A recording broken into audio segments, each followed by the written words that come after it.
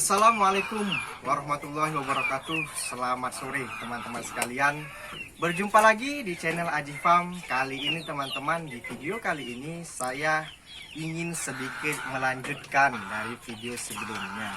Di video kali ini kita akan mereview ataupun melihat lebih detail daripada mesin tetas telur yang pembuatan dasarnya dari bahan styrofoam dan menghabiskan biaya yang sangat kecil, teman-teman.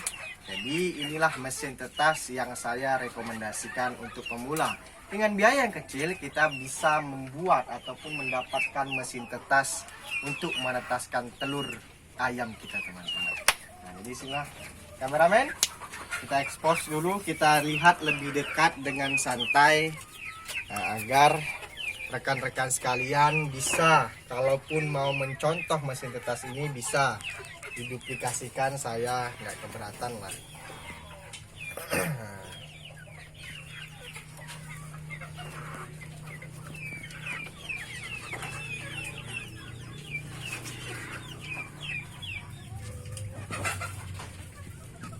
Nah, itulah teman-teman isi dalam dari mesin tetas tersebut. Expose lagi, kameramen, keliling kan, keliling.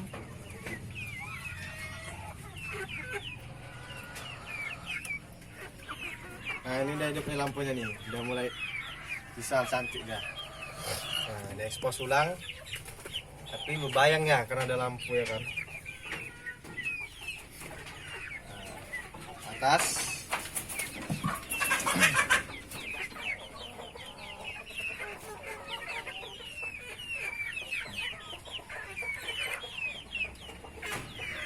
Oke, sudah kameramen, sudah di-expose, sudah review. Nah, kali ini kita akan mereview lebih detail lagi teman-teman. Apa sajakah bahan-bahan dasar untuk pembuatan mesin tetas? Yang pertama tentunya kita harus membutuhkan styrofoam. Styrofoam bekas inilah yang nantinya diperuntukkan untuk membuat mesin tetas telur ini, teman-teman. Ini namanya mesin tetas telur manual lah, nggak ada yang otomatisnya kan. Jadi styrofoam ini kita bisa mendapatkannya dengan mudah. Nah, biasanya para pedagang buah ataupun para tukang-tukang ikan biasanya menggunakan styrofoam ini, teman-teman. Inilah yang nantinya kita beli. Nah, jadi saya mendapatkan styrofoam bekas ini dari teman saya dengan harga modal cuma Rp20.000 saja. Jadi untuk penggunaannya alat apa sajakah yang kita gunakan? Di atas ini kita menggunakan lampu dulu. Kita menggunakan lampu 5 watt, teman-teman. Ini bohlam pijar 5 watt sebanyak 5 buah lampu ya. Lalu di atas tentunya kita menggunakan piting. Piting lampu ini sebanyak 5 buah juga, karena lampunya 5 buah, ini 5 buah. Kabel kita menggunakan kabel biasa ya, teman-teman. Ini biasa di pasaran ini 1 meternya 3.000. Kita pakai 3 meternya udah cukup lah. Nah, lalu ini apanya? Cokannya juga. Oh, cokannya di sana ya, dicok. Nah, itu sebanyak 1 buah, teman-teman. Cokan kabelnya. Jadi sini ini teman-teman. Ini namanya termometer digital. Ini termometer digital ini, atau biasa mereka menyebutnya orang toko itu temperatur controller. Ini gunanya untuk mengatur suhu atau mengatur temperatur. Nah, jadi teman-teman, di sini inilah dia apanya ya namanya ya. Ibaratnya inilah dia pendeteksi suhu. Jadi ketika suhu di dalam ruangan ini tidak stabil ataupun suhu di dalam ruangan mesin tetas ini tinggi, maka lampu secara otomatis akan mati, teman-teman, karena terdeteksi dengan ini. Sebaliknya, jika suhu di dalam di dalam mesin tetas ini rendah, maka otomatis lampu akan hidup seperti ini, teman-teman. Nah, jadi inilah sangat penting ini, teman-teman. Inilah alat pokok, ataupun alat dasar untuk mesin tetas, teman-teman. Jadi kita bisa menstabilkan suhu. Di sini kita bisa menstabilkannya. Nah, di sini. Nah, ini 38. 39. Jadi hidup dia di 38,5. Nah, lampunya, dan mati ketika 39,5 teman-teman. Jadi kita bisa menguturlah dari 38 sampai 39, 38,5 sampai 39,5 ajalah suhu yang akan kita peruntukkan dalam menetaskan telur ayam teman-teman. Nah, kalau ini adalah alat pengukur. Ini alat pengukur manual, biasa disebutnya termostat kayu, gunanya untuk mengukur suhu. Untuk mengukur suhu ini alat pengukur kayu termostat air raksa teman-teman. Jadi kita bisa melihat suhu. Nah, di sini suhu menunjukkan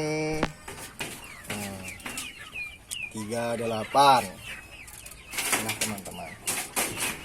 Nah, kalau ini namanya hygrometer, tapi hygrometer sederhana. Ini mohon maaf, ini mati karena habis baterai teman-teman. Karena beli baru kemarin saya nggak dikasih baterai ini. Nah, jadi di sini nanti ini ada suhu, ada pengukur suhunya, dan juga ada pengukur kelembapan. Nah, inilah teman-teman, ini alat juga harus penting ini dalam mesin tetas. Di sini kita bisa melihat suhunya berapa, di sini juga kita bisa melihat kelembapannya berapa. Nah, step itu rak ini tentunya kita harus membuat rak untuk wadah dari telurnya kita taruh sini kan teman-teman ya. Nanti tapi di dalam mesin tetas ini ada mesin tetas manual. Artinya setiap 1 hari kita wajib menggulingkan ataupun membalikan telur itulah teman-teman. 1 hari biasanya saya membalikannya itu 3 kali dalam sehari teman-teman.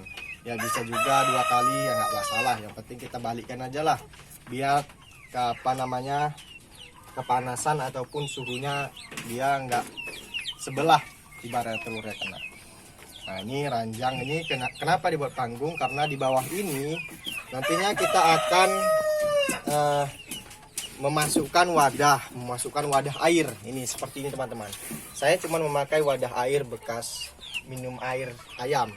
Nah, di situ nanti kita isi air. Gunanya untuk apa? Gunanya untuk meningkatkan kelembapan daripada ruangan tetas mesin ini teman-teman. Tuh nanti kita isi air nih.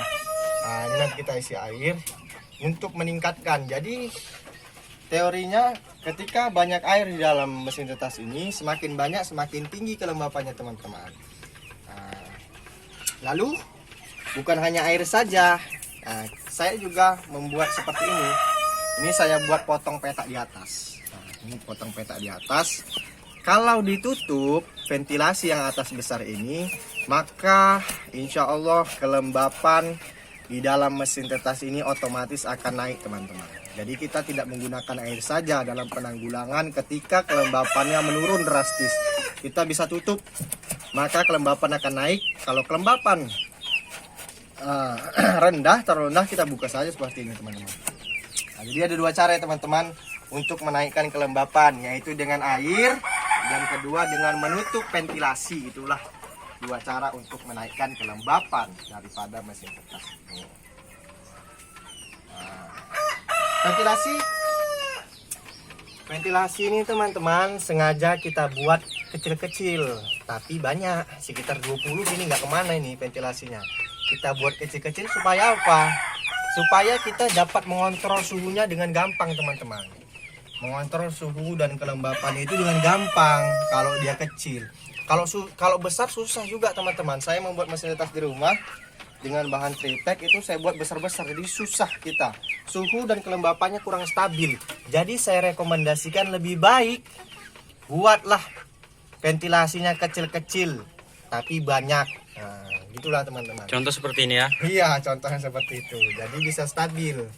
Jadi angin ataupun apapun itu nggak langsung masuk menyerang ke dalam itu teman-teman. Jadi gampang kita untuk menstabilkan suhu dan kelembapan di dalam mesin tetas seperti ini. Nah, habis ini lagi. Nah, ini teman-teman saya menggunakan kaca. Kalau yang tidak punya kaca bisa pakai plastik. Nah, ini saya pakai kaca jam nih teman-teman, jam dinding ini. Jam dinding bekas saya pakai ke sini teman-teman. Kalau teman-teman di rumah ada jam-jam yang udah nggak dipakai, udah mati, udah rusak, ya taruh sini ya, sepertinya teman-teman. Ini bekas jam ini. Jam bisa. Namanya siapa itu apa namanya? Bingkai foto. Bingkai foto bisa nggak kita stasi ban.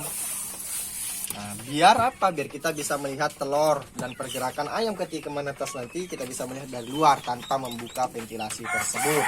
Nah, ini seperti inilah penampakannya teman-teman. Nah, seperti inilah penampakannya. Nah. Oke, kita tutup kameramen. Nah, jadi begitulah teman-teman video kali ini. Saya cuma ingin menjelaskan sedikit dan melengkapi dari video sebelumnya. Secara detail dan mereview bagaimana keadaan dan pembuatan dari mesin tetas telur tersebut. Nah, mesin tetas telur ini. Jadi begitulah teman-teman. Mohon maaf apabila ada salah kata atau perbuatan. Saya Aji Farm undur diri. Wabillahi taufiq wal hidayah. Wassalamualaikum warahmatullahi wabarakatuh.